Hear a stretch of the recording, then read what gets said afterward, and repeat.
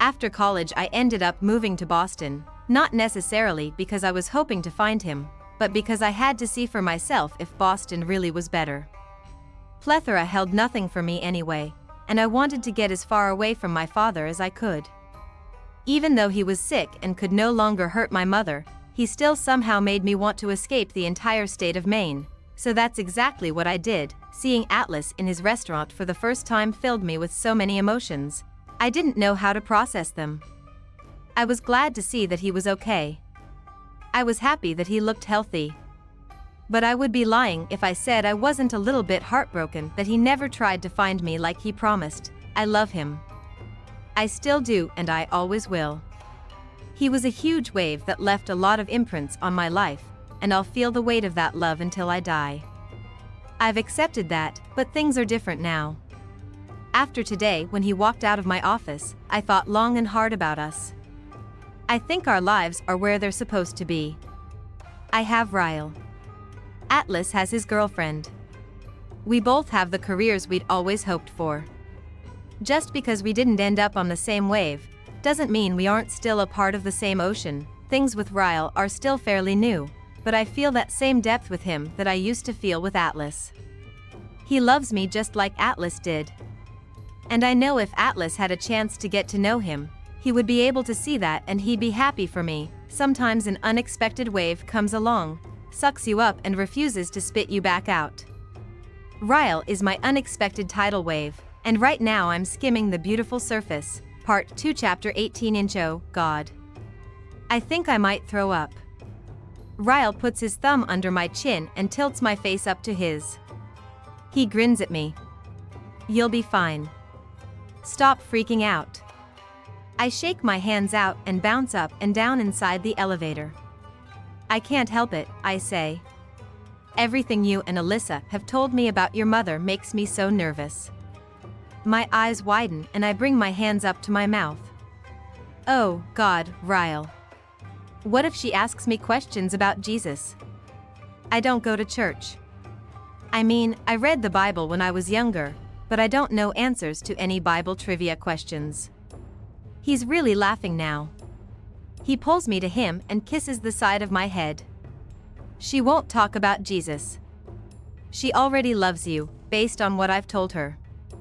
All you have to do is be you, Lily. I start nodding. Be me. Okay. I think I can pretend to be me for one evening. Right? The doors open and he walks me out of the elevator, toward Alyssa's apartment. It's funny watching him knock, but I guess he technically doesn't live here anymore. Over the last few months, he just sort of slowly began staying with me. All of his clothes are at my apartment. His toiletries.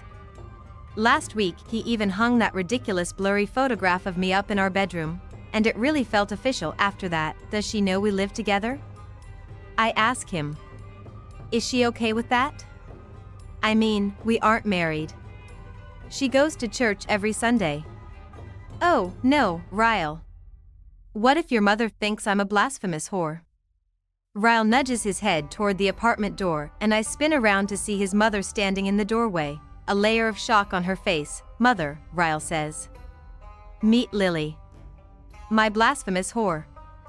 Oh dear God. His mother reaches for me and pulls me in for a hug, and her laughter is everything I need to get me through this moment. Lily, she says, pushing me out to arm's length so she can get a good look at me. Sweetie, I don't think you're a blasphemous whore. You're the angel I've been praying would land in Ryle's lap for the last 10 years. She ushers us into the apartment. Ryle's father is the next to greet me with a hug. No, definitely not a blasphemous whore, he says. Not like Marshall here, who sank his teeth into my little girl when she was only 17. He glares back at Marshall, who is sitting on the couch. Marshall laughs. That's where you're wrong, Dr. Kincaid, because Alyssa was the one who sank her teeth into me first. My teeth were in another girl who tasted like Cheetos, and Marshall doubles over when Alyssa elbows him in the side. And just like that, every single fear I had has vanished. They're perfect. They're normal. They say whore and laugh at Marshall's jokes. I couldn't ask for anything better. 3 hours later, I'm lying on Alyssa's bed with her. Their parents went to bed early, claiming jet lag. Ryle and Marshall are in the living room, watching sports. I have my hand on Alyssa's stomach, waiting to feel the baby kick. Her feet are right here, she says, moving my hand over a few inches. Give it a few seconds. She's really active tonight. We remain quiet while we both wait for her to kick. When it happens, I squeal with laughter. Oh my God. It's like an alien. Alyssa holds her hands on her stomach, smiling. These last 2.5 months are going to be hell, she says. I'm so ready to meet her. Me too. I can't wait to be an aunt. I can't wait for you and Ryle to have a baby, she says. I fall onto my back and put my hands behind my bed. I don't know if he wants any. We've never really talked about it. It doesn't matter if he doesn't want any, she says. He will. He didn't want a relationship before you. He didn't want to get married before you, and I feel a proposal coming on any month now. I prop my head up on my hand and face her. We've barely been together 6 months. Pretty sure he wants to wait a lot longer than that. I don't push things with Ryle when it comes to speeding things up in our relationship. Our lives are perfect how they are. We're too busy for a wedding anyway, so I don't mind if he wants to wait a lot longer. What about you? Alyssa presses. Would you say yes if he proposed? I laugh. Are you kidding me? Of course. I'd marry him tonight. Alyssa looks over my shoulder at her bedroom door. She purses her lips together and tries to hide her smile. He's standing in the doorway, isn't he? She nods. He heard me say that, didn't he? She nods again. I roll onto my back and look at Ryle, propped up against the doorframe with his arms folded over his chest. I can't tell what he's thinking after hearing that. His expression is tight. His jaw is tight. His eyes are narrowed in my direction. Lily, he says with stoic composure. I would marry the hell out of you. His words make me smile the most embarrassing, widest smile, so I pull a pillow over my face. Why, thank you, Ryle, I say, my words muffled by the pillow. That's really sweet, I hear Alyssa say. My brother is actually sweet. The pillow is pulled away from me and Ryle is standing over me, holding it at his side. Let's go. My heart begins to beat faster. Right now? He nods. I took the weekend off because my parents are in town. You have people who can run your store for you. Let's go to Vegas and get married. Alyssa sits up on the bed. You can't do that, she says. Lily's a girl. She wants a real wedding with flowers and bridesmaids and shit. Ryle looks back at me. Do you want a real wedding with flowers and bridesmaids and shit? I think about it for a second. No, the three of us are quiet for a moment, and then Alyssa starts kicking her legs up and down on the bed, giddy with excitement. They're getting married, she yells. She rolls off the bed and rushes toward the living room. Marshall, pack our bags. We're going to Vegas. Ryle reaches down and grabs my hand, pulling me to a stand. He's smiling, but there's no way I'm doing this unless I know for sure he wants it. Are you sure about this, Ryle? He runs his hands through my hair and pulls my face to his, brushing his lips against mine. Naked truth, he whispers. I'm so excited to be your husband, I could piss my damn pants. Chapter 19. It's been 6 weeks, Mom, you gotta get over it.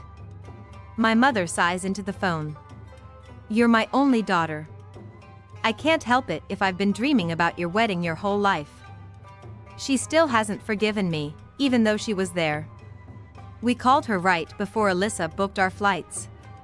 We forced her out of bed, we forced Ryle's parents out of bed, and then we forced them all on a midnight flight to Vegas. She didn't try to talk me out of it because I'm sure she could tell that Ryle and I had made up our minds by the time she made it to the airport. But she hasn't let me forget it.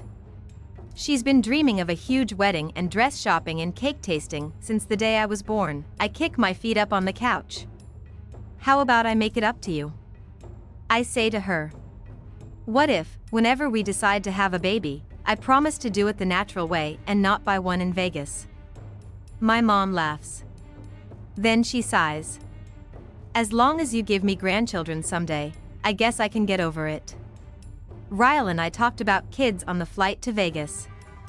I wanted to make sure that possibility was open for discussion in our future before I made a commitment to spend the rest of my life with him. He said it was definitely open for discussion. Then we cleared the air about a lot of other things that might cause problems down the road. I told him I wanted separate checking accounts, but since he makes more money than me, he has to buy me lots of presents all the time to keep me happy. He agreed. He made me promise him I'd never become vegan. That was a simple promise. I love cheese too much. I told him we had to start some kind of charity, or at least donate to the ones Marshall and Alyssa like. He said he already does, and that made me want to marry him even sooner. He made me promise to vote. He said I was allowed to vote Democratic, Republican, or Independent, as long as I made sure to vote. We shook on it. By the time we landed in Vegas, we were completely on the same page. I hear the front door unlocking, so I flip onto my back. Gotta go, I say to my mother. Ryle just got home. He closes the door behind him and then I grin and say, wait. Let me rephrase that, Mom. My husband just got home. My mother laughs and tells me goodbye. I hang up with her and toss my phone aside. I bring my arm up above my head and rest it lazily against the arm of the couch. Then I prop my leg over the back of it, letting my skirt slide down my thighs and pull at my waist. Ryle drags his eyes up my body, grinning as he makes his way over to me. He drops to his knees on the couch and slowly crawls up my body. How's my wife? He whispers, planting kisses all around my mouth. He presses himself between my legs and I let my head fall back as he kisses down my neck. This is the life. We both work almost every day. He works twice as many hours as I do and he only gets home before I'm in bed 2 or 3 nights a week. But the nights we actually do get to spend together, I tend to want him to spend those nights buried deep inside me. He doesn't complain. He finds a spot on my neck and he claims it, kissing it so hard it hurts. Ouch. He lowers himself on top of me and mutters into my neck. I'm giving you a hickey. Don't move. I laugh, but I let him. My hair is long enough that I can cover it, and I've never had a hickey before. His lips remain in the same spot, sucking and kissing until I can no longer feel the sting. He's pressed against me, bulging against his scrubs. I move my hands and shove his scrubs down far enough so that he can slide inside of me. He continues kissing my neck as he takes me right there on the couch. He took a shower first, and as soon as he got out, I jumped in. I told him we needed to wash the smell of sex off of us before we had dinner with Alyssa and Marshall. Alyssa is due in a few weeks, so she's forcing as much couple time on us as she can. She's worried we'll stop coming to visit after the baby is born, which I know is ridiculous. The visits will just grow more frequent. I already love my niece more than any of them, anyway. Okay, maybe not. But it's close. I try to avoid getting my hair wet as I rinse off, because we're already running late. I grab my razor and press it under my arm when I hear a crash. I pause. Ryle? Nothing. I finish shaving and then wash the soap off. Another crash. What in the world is he doing? I turn off the water and grab a towel, running it over myself. Ryle. He still doesn't respond. I pull my jeans on in a hurry and open the door as I'm pulling my shirt over my head. Ryle? The nightstand by our bed is tipped over. I move to the living room and see him sitting on the edge of the couch, his head in one of his hands. He's looking down at something in his other hand. What are you doing? He looks up at me and I don't recognize his expression. I'm confused by what's happening. I don't know if he just got bad news or... Oh, God. Alyssa, Ryle, you're scaring me. What's wrong? He holds up my phone and just looks at me like I should know what's happening. When I shake my head in confusion, he holds up a piece of paper. Funny thing, he says, setting my phone on the coffee table in front of him. I dropped your phone by accident. Cover pops off. I find this number hidden in the back of it. Oh, God.no, no, he crumbles the number in his fist. I thought, huh? That's weird. Lily doesn't hide things from me. He stands up and picks up my phone. So I called it. He tightens his fist around the phone. He's lucky I got his fucking voicemail.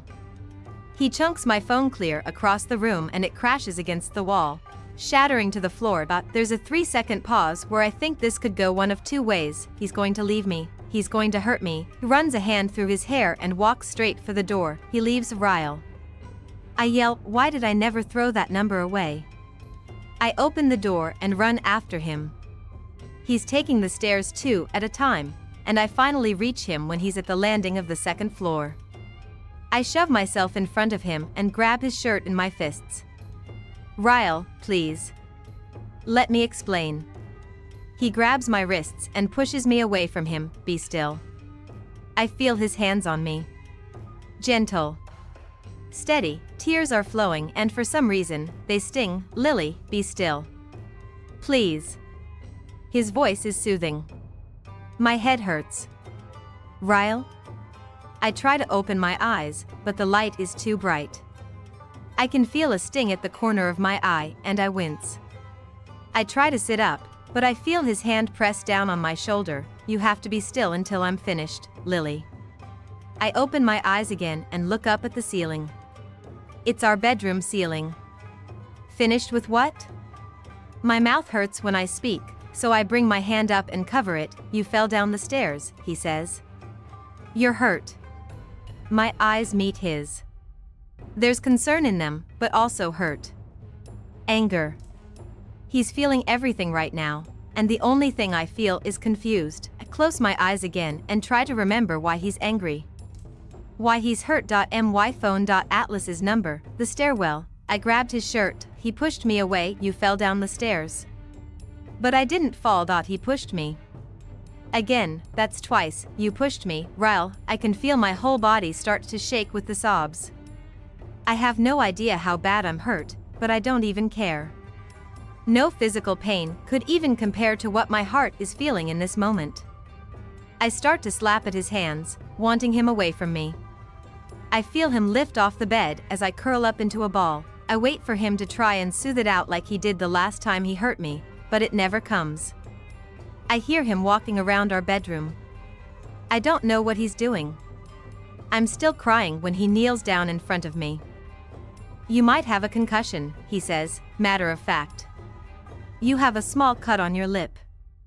I just bandaged up the cut on your eye. You don't need stitches. His voice is cold. Does it hurt anywhere else? Your arms? Legs? He sounds just like a doctor and nothing like a husband. You pushed me, I say through tears. It's all I can think or say or see. You fell, he says calmly. About 5 minutes ago. Right after I found out what a fucking liar I married. He places something on my pillow next to me. If you need anything, I'm sure you can call this number. I look at the crumpled up piece of paper by my head that holds Atlas's phone number. Ryle, I sob. What is happening? I hear the front door slam. My whole world comes crashing down around me. Ryle, I whisper to no one. I cover my face with my hands and I cry harder than I've ever cried. I am destroyed. 5 minutes, that's all it takes to completely destroy a person. A few minutes past 10, maybe. I can't stop crying. I still haven't moved from the bed. I'm scared to look in the mirror. I'm just scared. I hear the front door open and slam shut again. Ryle appears in the doorway and I have no idea if I'm supposed to hate him, or be terrified of him, or feel bad for him. How can I be feeling all three? He presses his forehead to our bedroom door and I watch as he hits his head against it. Once. Twice. 3 times. He turns and rushes at me, falling to his knees at the side of the bed. He grabs both of my hands and he squeezes them. Lily, he says, his whole face twisting in pain. Please tell me it's nothing. He brings his hand to the side of my head and I can feel his hands shaking. I can't take this, I can't. He leans forward and presses his lips hard against my forehead, then rests his forehead against mine. Please tell me you aren't seeing him. Please. I'm not even sure I can tell him that because I don't even want to speak. He stays pressed against me, his hand wrapped tightly in my hair. It hurts so much, Lily. I love you so much. I shake my head, wanting the truth out of me so he'll see what a huge mistake he just made. I forgot his number was even there, I say quietly. The day after the fight in the restaurant, he came to the store. You can ask Alyssa. He was only there for 5 minutes. He took my phone from me and he put his number inside of it, because he didn't believe I was safe with you. I forgot it was there, Ryle. I've never even looked at it. He breathes out a shaky breath and begins nodding with relief. You swear, Lily? You swear on our marriage and our lives and on everything that you are that you haven't spoken to him since that day? He pulls back so he can look me in the eyes. I swear, Ryle. You overreacted before giving me the chance to explain, I say to him. Now get the fuck out of my apartment. My words knock the breath from him. I see it happen. His back meets the wall behind him and he stares at me silently. In shock. Lily, he whispers. You fell down the stairs. I can't tell if he's trying to convince me or himself. I calmly repeat myself. Get out of my apartment. He remains frozen in place. I sit up on the bed. My hand immediately goes to the throbbing in my eye. He pushes himself up off the floor. When he takes a step forward, I scoot back on the bed. You're hurt, Lily. I'm not leaving you alone. I grab one of my pillows and throw it at him, like it could actually do damage. Get out. I yell. He catches the pillow. I grab the other one and stand up on the bed and start swinging it at him as I scream, Get out. Get out. Get out. I toss the pillow on the floor after the front door slams shut, run to the living room and deadbolt the door, run back to my bedroom and fall onto my bed. The same bed I share with my husband.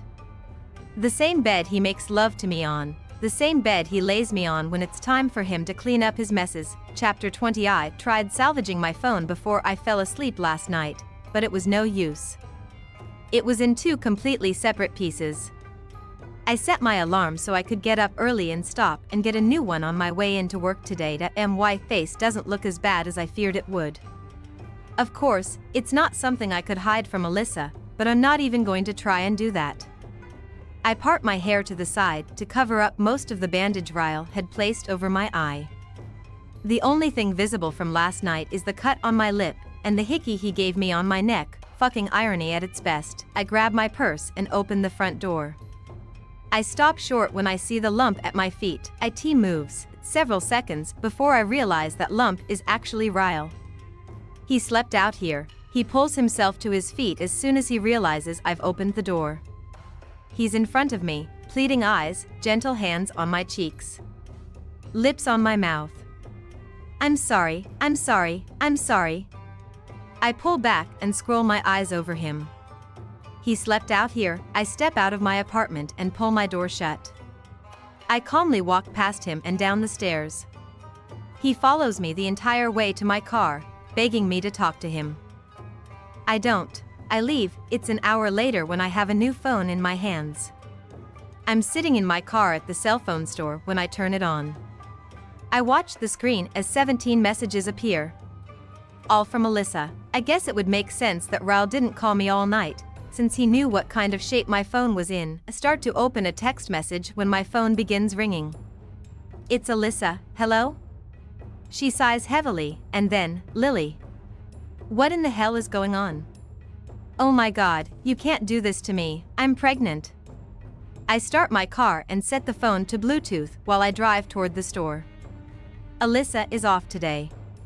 She's only got a few days left before she gets a jump start on her maternity leave. I'm okay, I tell her.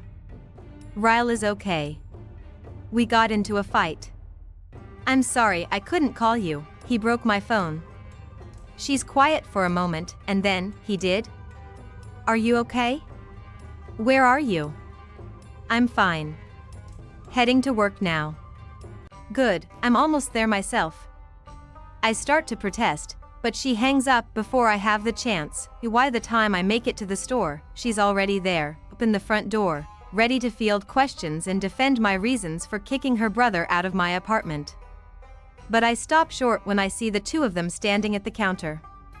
Ryle is leaning against it and Alyssa has her hands on top of his, saying something to him that I can't hear. They both turn to face me when they hear the door close behind me. Ryle, Alyssa whispers.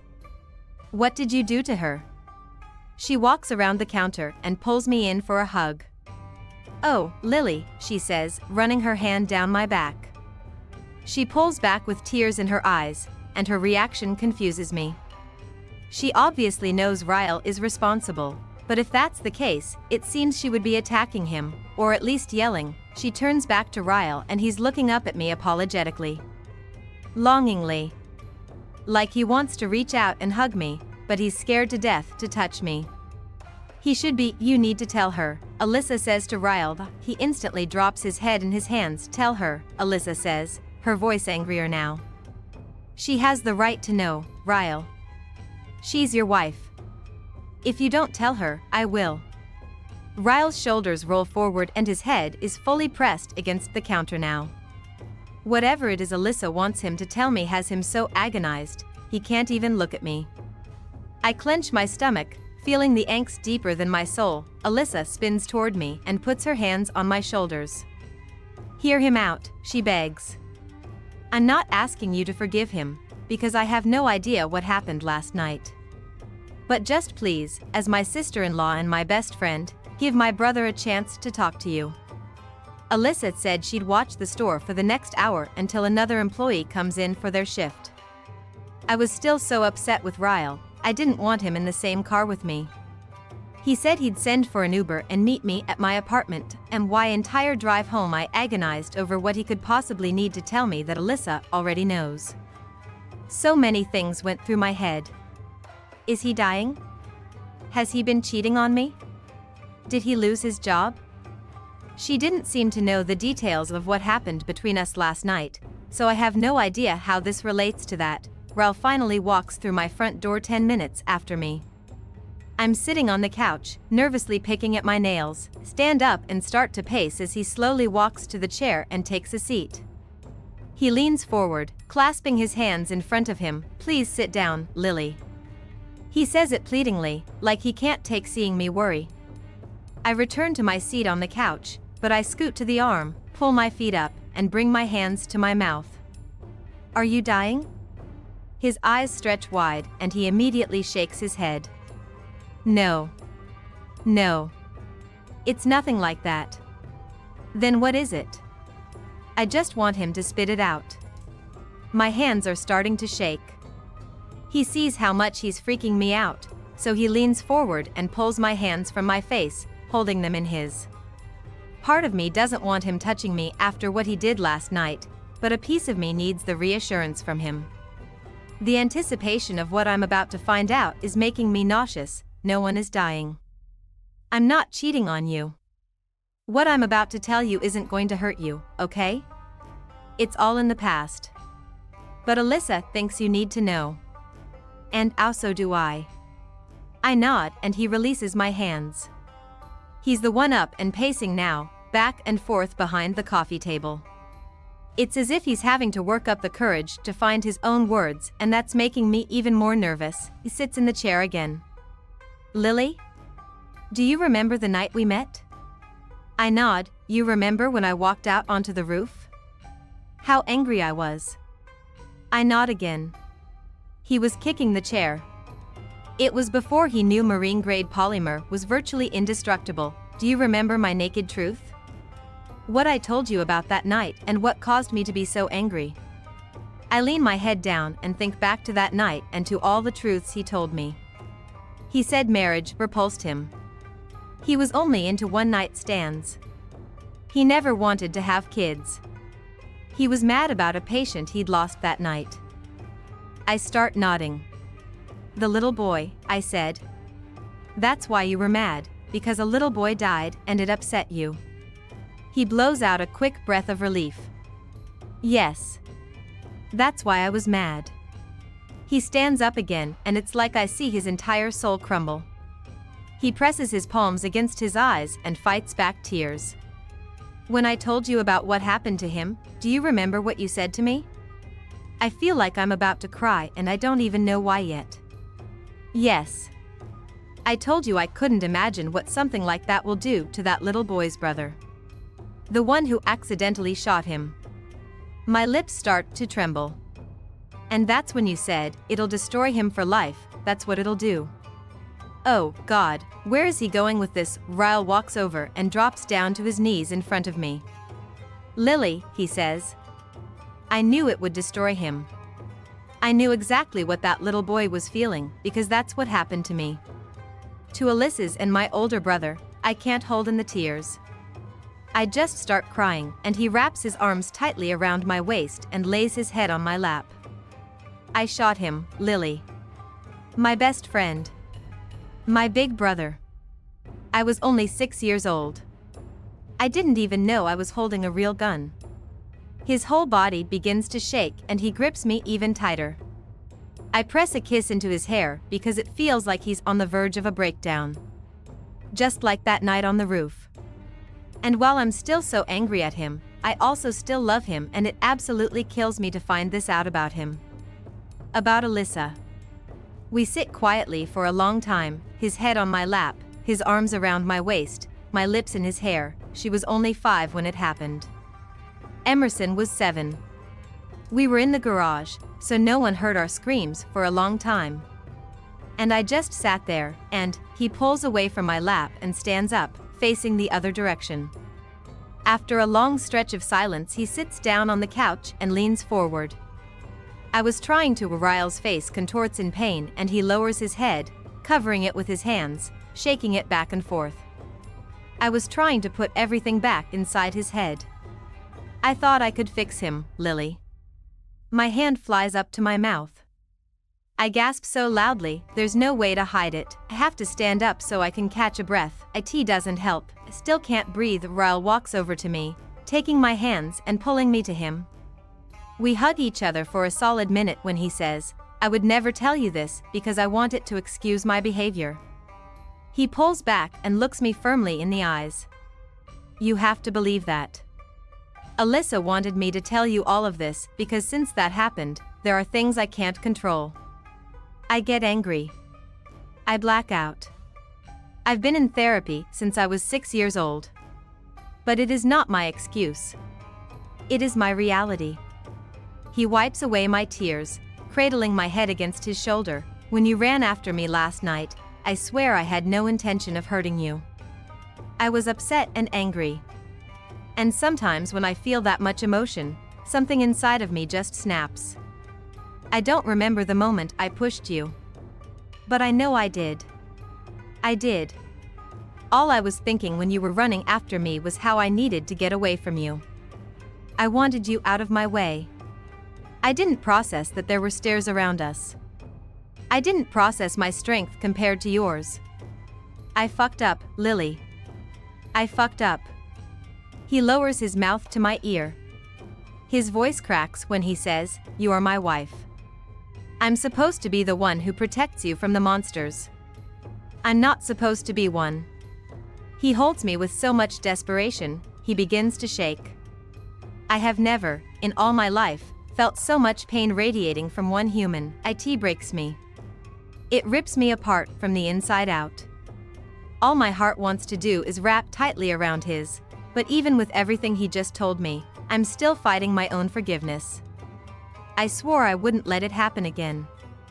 I swore to him and to myself that if he ever hurt me again, I would leave. I pull away from him, unable to look him in the eye. I walk toward my bedroom to try and take a moment to just catch my breath.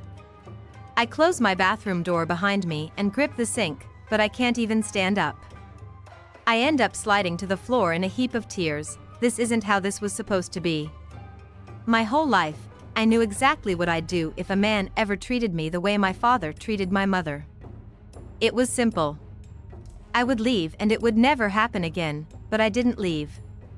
And now, here I am with bruises and cuts on my body at the hands of the man who is supposed to love me.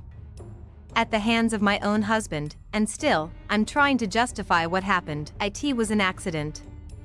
He thought I was cheating on him. He was hurt and angry and I got in his way. I bring my hands to my face and I sob, because I feel more pain for that man out there, knowing what he went through as a child, than I feel for myself. And that doesn't make me feel selfless or strong. It makes me feel pathetic and weak. I'm supposed to hate him.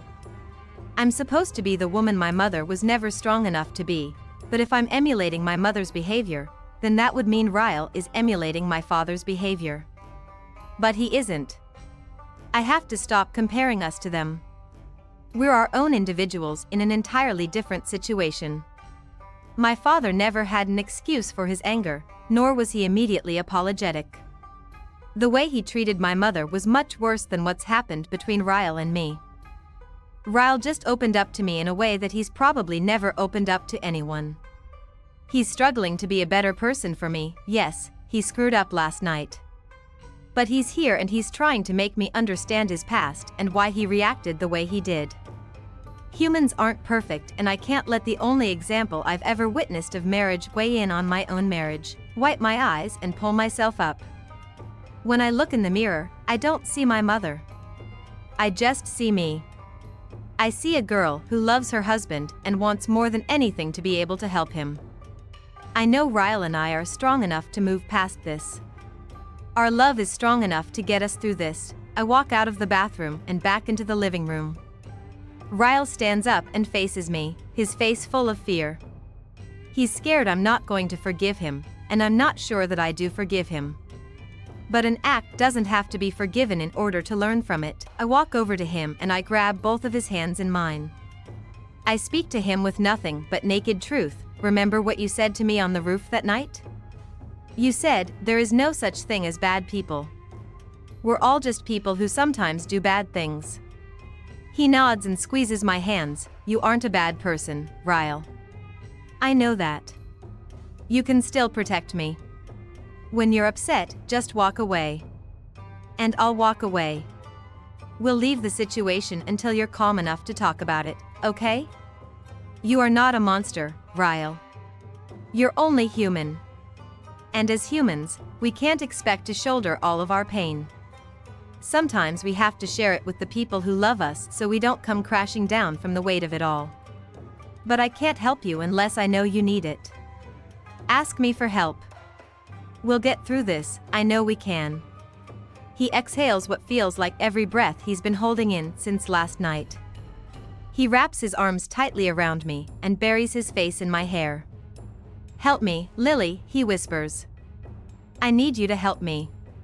He holds me against him and I know deep in my heart that I'm doing the right thing. There is so much more good in him than bad, and I'll do whatever I can to convince him of that until he can see it. 2, Chapter 21. I'm heading out. You need me to do anything else? I look up from the paperwork and shake my head. Thank you, Serena. See you tomorrow.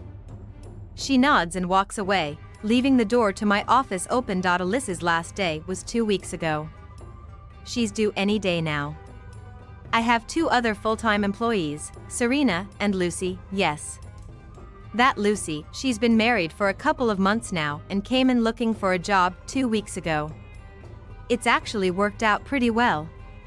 She keeps herself busy, and if I'm here when she is, I just keep my office door shut so I don't have to listen to her sing. It's been almost a month since the incident on the stairs. Even with everything Ryle told me about his childhood, the forgiveness was still hard to come by, and no, Ryle has a temper. I saw it the first night we met, before we ever even spoke a word to each other. I saw it that awful night in my kitchen. I saw it when he found the phone number in my phone case, but I also see the difference between Ryle and my father. Ryle is compassionate. He does things my father never would have done. He donates to charity, he cares about other people, he puts me before everything. Ryle would never in a million years make me park in the driveway while he took the garage. I have to remind myself of those things. Sometimes the girl inside of me, the daughter of my father, is really opinionated. She tells me I shouldn't have forgiven him. She tells me I should have left the first time. And sometimes I believe that voice. But then the side of me that knows Ryle understands that marriages aren't perfect. Sometimes there are moments that both parties regret. And I wonder how I'd feel about myself had I just left him after that first incident. He never should have pushed me, but I also did things I wasn't proud of. And if I'd have just left, would that not be going against our marriage vows? For better or for worse. I refuse to give up on my marriage that easily. I am a strong woman. I've been around abusive situations my whole life. I will never become my mother. I believe that 100%. And Ryle will never become my father. I think we needed what happened on the stairwell to happen so that I would know his past and we'd be able to work on it together. Last week we got into another fight. I was scared. The other 2 fights we'd gotten into did not end well, and I knew this would be a testament to whether or not our agreement for me to help him through his anger would work. We're discussing his career. He's finished with his residency now, and there's a 3-month specialized course in Cambridge, England, he applied for. He'll find out soon if he was approved, but that's not why I was upset. It's a great opportunity, and I'd never ask him not to go. 3 months is nothing with how busy we are, so that wasn't even what got me so upset. I became upset when he discussed what he wanted to do after the Cambridge trip was over, was offered a job in Minnesota at the Mayo Clinic, and he wants us to move there. He said Mass General is rated the 2nd best neurological hospital in the world. Mayo Clinic is number 1, said he never intended to stay in Boston forever. I told him that would have been a good subject to bring up when we discussed our futures on the flight to get married in Vegas. I can't leave Boston. My mother lives here. Alyssa lives here. He told me it was only a 5-hour flight and that we could visit as often as we wanted. I told him it was pretty hard to run a floral business when you live several states away. The fight continued to escalate and both of us were getting angrier by the second. At one point, he knocked a vase full of flowers off the table and onto the floor. We both just stared at them for a moment. I was scared, wondering if I had made the right decision to stay. To trust that we could work on his anger issues together. He took a deep breath and he said, "I'm going to leave for an hour or 2. I think I need to walk away. When I get back, we'll continue this discussion." He walked out the door and, true to his word, he came back an hour later when he was much calmer. He dropped his keys on the table and then walked straight to where I was standing. He took my face in his hands and he said, "I told you I wanted to be the best in my field, Lily. I told you this the first night we ever met. It was one of my naked truths. But if I have to choose between working at the best hospital in the world and making my wife happy, I choose you. You are my success. As long as you're happy, I don't care where I work. We'll stay in Boston." That's when I knew that I had made the right choice. Everyone deserves another chance. Especially the people who mean the most to you. It's been a week since that fight and he hasn't mentioned moving again. I feel bad, like I thwarted his plans in some way, but marriage is about compromise. It's about doing what's best for the couple as a whole, not individually. And staying in Boston is better for everyone in both of our families. Speaking of families, I look over at my phone right as a text from Alyssa comes through. "Alyssa, are you finished up at work yet? I need your opinion on furniture, me. Be there in 15 minutes. Don't know if it's the impending delivery or the fact that she's not currently working, but I'm pretty sure I've spent more time at her house this week than I have at my own." I close up the shop and head toward her apartment. When I step off the elevator, there's a note taped to her apartment door. I see my name written across it, so I pull it off the door. "Lily, on the 7th floor. Apartment 749. Ash has an apartment here just for extra furniture?" I know they're rich, but even that seems a little excessive for them. I get on the elevator and press the button for the 7th floor. When the doors open, I head down the hall toward apartment 749. When I reach it, I have no idea if I should knock or just go inside. For all I know, someone could live here. Probably one of her people. I knock on the door and hear footsteps from the other side. I'm shocked when the door swings open and Ryle is standing in front of me. "Hey," I say, confused. "What are you doing here?" He grins and leans against the doorframe. "I live here." "What are you doing here?" I glance at the pewter number plate next to the door and then back at him. "What do you mean you live here? I thought you lived with me. You've had your own apartment this whole time?" I would think an entire apartment would be something a husband would bring up to his wife at some point. It's a little unnerving, actually. It's ludicrous and deceptive. I think I might be really angry at him right now. Ryle laughs and pushes off the doorframe. Now he's filling up the entire doorway as he lifts his hands to the frame over his head and grips it. I haven't really had a chance to tell you about this apartment, considering I just signed the paperwork on it this morning. I take a step back. Wait. What?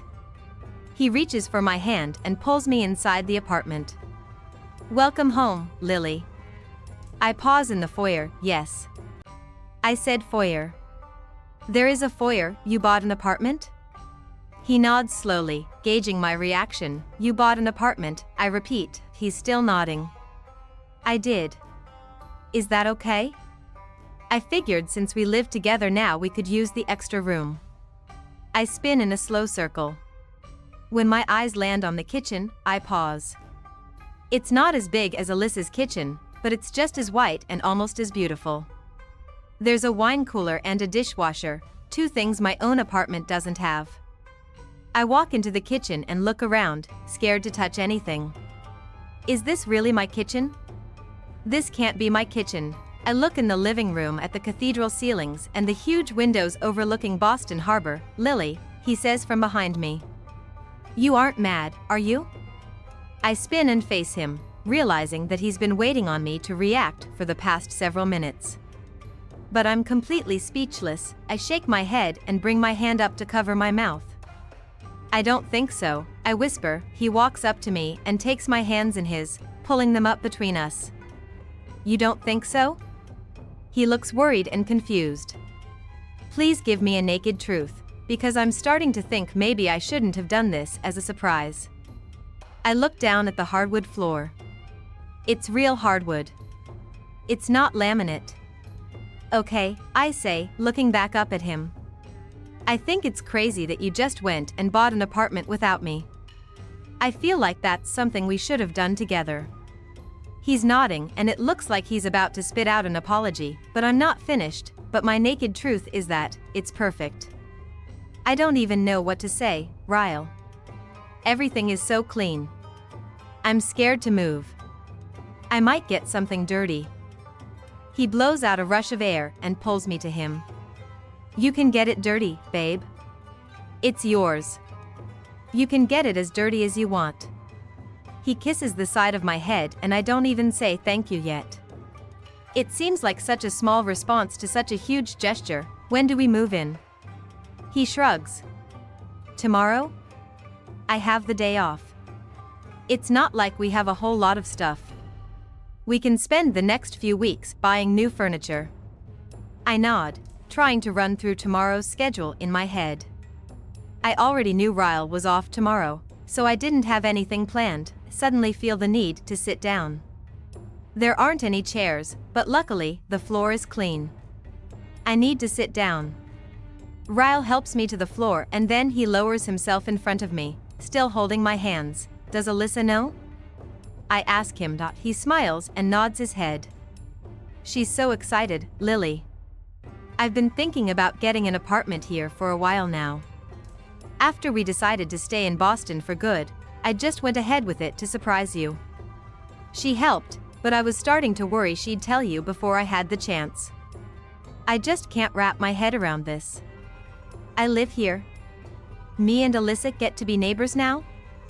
I don't know why I feel like this should bother me, because I really am excited about it." He smiles and then says, "I know you need a minute to process everything, but you haven't seen the best part and it's killing me. Show me." He grins and pulls me to my feet. We make our way through the living room and down a hallway. He opens each door and tells me what the rooms are, but doesn't even give me time to go in any of them. By the time we make it to the master bedroom, I've concluded that we live in a 3-bedroom, 2-bath apartment. With an office, I don't even have time to process the beauty of the bedroom as he pulls me across the room. He reaches a wall covered by a curtain and he turns and faces me. It's not a ground that you can plant a garden in, but with a few pots, it can come close. He pulls the curtain aside and opens a door, revealing a huge balcony. I follow him outside, already daydreaming about all the potted plants I could fit up here. It overlooks the same view as the rooftop deck, he says. We'll always have the same view we had from the night we met. It took a while to sink in, but it all hits me in this moment and I just start crying. Ryle pulls me to his chest and wraps his arms tightly around me. Lily, he whispers, running his hand over my hair. I didn't mean to make you cry. I laugh between my tears. I just can't believe I live here. I pull away from his chest and look up at him. Are we rich? How can you afford this? He laughs. You married a neurosurgeon, Lily. You aren't necessarily strapped for cash. His comment makes me laugh and then I cry some more.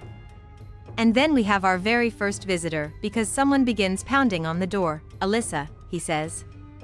She's been waiting down the hall. I run to the front door and swing it open and we both hug and squeal and I might even cry a little more, spend the rest of the evening at our new apartment. Ryle orders Chinese takeout and Marshall comes down to eat with us. We have no tables or chairs yet, so the 4 of us sit in the middle of the living room floor and eat straight out of the containers. We talk about how we'll decorate, we talk about all the neighborly things we'll do together, we talk about Alyssa's impending delivery, everything and more. I can't wait to tell my mother. Chapter 22. Alyssa is 3 days overdue. We've lived in our new apartment for a week now. We successfully got all of our stuff moved the day Ryle was off, and Alyssa and I went furniture shopping the second day we moved in. We were practically settled by the 3rd day. We got our first piece of mail yesterday. It was a utility bill for establishing service, so it finally feels official now. I'm married. I have a great husband. An awesome house. My best friend just happens to be my sister-in-law and I'm about to be an aunt, dare I say it, but can my life get any better? I close my laptop and get ready to leave for the evening. I've been leaving earlier now than I usually do because I'm so excited to get home to my new apartment. Just as I begin to close my office door, Ryle uses his key to open the front door to the store. He lets the door fall shut behind him as he walks in with his hands full. There's a newspaper tucked under his arm and 2 coffees in his hands. Despite the frenzied look about him and the urgency in his step, he's smiling. Lily, he says, walking toward me. He shoves one of the coffees in my hand and then pulls the newspaper out from under his arm. 3 things. 1. Did you see the paper? He hands it to me. The paper is folded inside out. He points at the article. You got it, Lily. You got it. I try not to get my hopes up as I look down at the article. He could be talking about something totally different from what I'm thinking.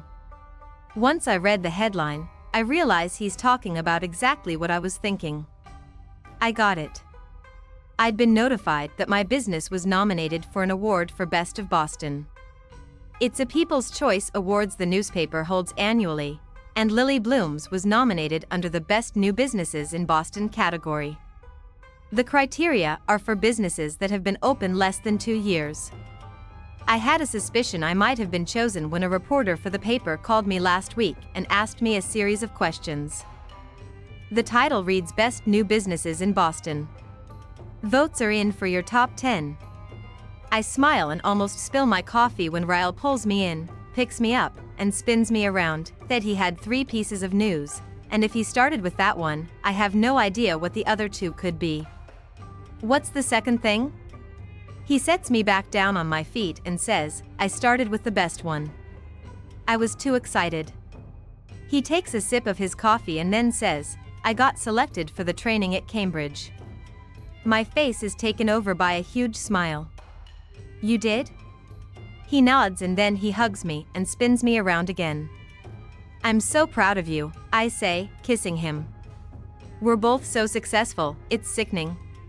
He laughs. Number 3? I ask him. He pulls back. Oh, yeah. Number 3. He casually leans against the counter and takes a slow sip of his coffee. He gently places his coffee back on the counter. Alyssa is in labor. What? I yell, yeah. He nods toward our coffees. That's why I brought you caffeine. We aren't getting any sleep tonight. I start clapping, jumping up and down, and then panicking as I try to find my purse, my jacket, my keys, my phone, the light switch. Right before we make it to the door, Ryle rushes back to the counter and grabs the newspaper and tucks it under his arm. My hands are shaking with excitement as I lock the door. We're gonna be ants. I say as I run to my car. Ryle laughs at my joke and says, "Uncles, Lily. We're gonna be uncles." Marshall calmly steps out into the hallway. Ryle and I both perk up and wait for the news. It's been quiet in there for the past half an hour. We've been waiting to hear Alyssa scream in agony, a sign she delivered, but there were no sounds at all. Not even the cries of a newborn. My hands go up to my mouth, and seeing the look on Marshall's face has me fearing the worst. His shoulders just start shaking and tears pour out of his eyes. I'm a dad. And then he punches the air. I'm a dad. He hugs Ryle and then me and says, "Give us 15 minutes and you can come inside to meet her." When he closes the door, Ryle and I both release huge sighs of relief. We look at each other and smile. You were thinking the worst, too, he asks. I nod and then hug him. You're an uncle, I say, smiling. He kisses my head and says, "You too." Half an hour later, Ryle and I are both standing next to the bed, watching Alyssa hold her new baby. She's absolutely perfect. A little too new to tell who she looks like yet, but she's beautiful, regardless. You want to hold your niece? Alyssa says to Ryle. He kind of stiffens up like he's nervous, but then he nods. She leans over and puts the baby in Ryle's arms, showing him how to hold her. He stares down at her nervously and then walks over to the couch and takes a seat.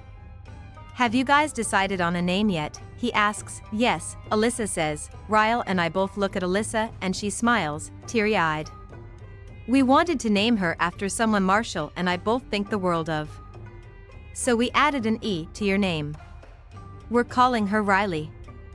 I instantly look back over at Ryle and he blows out a quick breath like he's a little in shock.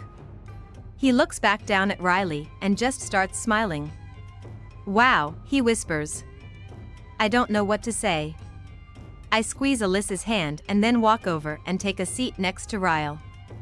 I've had a lot of moments when I thought I couldn't love him more than I already do, but once again I'm proven wrong.